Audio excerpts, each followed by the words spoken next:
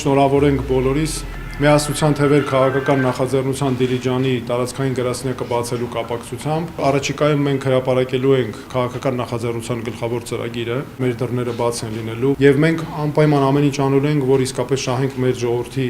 վստահությունը, որ նրանք իսկապես տեսնեն, որ մենք տրամադրված ենք ազնիվ, անկեղծ, վստահաբար տեր ենք կանգնելու մեր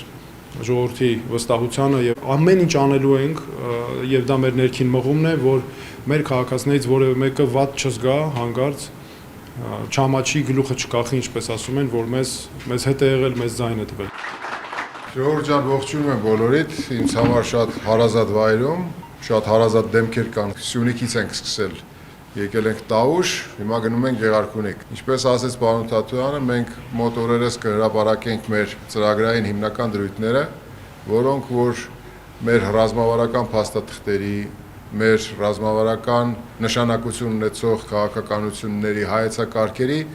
ըստ էության ամփոփված մի տարբերակն է, որը որ մենք ներկայացնելու ենք հանրությանը։ Այստեղ մենք պատրաստվում ենք հյուրընկալել յուրաքանչյուր քաղաքացու, կիսել նրա մտահոգությունները ու միասին գտնել լուծումներ։ Ու միավորվելով վստահ եմ, որ մենք կարող ենք հաղթահարել ցանկացած խոչընդոտ, անկախ դրա դժվարությունից եւ հասնել մեր նպատակին։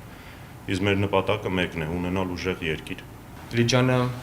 մեր համար խորհրդանշական է ոչ միայն որպես մեր երկրի մի մաս, այլ նաեւ մի վայր, որտեղ սրանից 10 դար առաջ գրվեց Մխիթար Գոշի կողմից իրավունքի եւ պետության մասին մի օրենսգիրք, շատ դժվար պայմաններում, անկախ պետության մի տեսլականի մասին, իրավական պետության տեսլականի մասին, մենք պետք է պահենք մեր անկախ պետականությունը եւ ստեղծենք այն իրավական պետությունը, որի մասին երազում էին այստեղ 10 դար առաջ։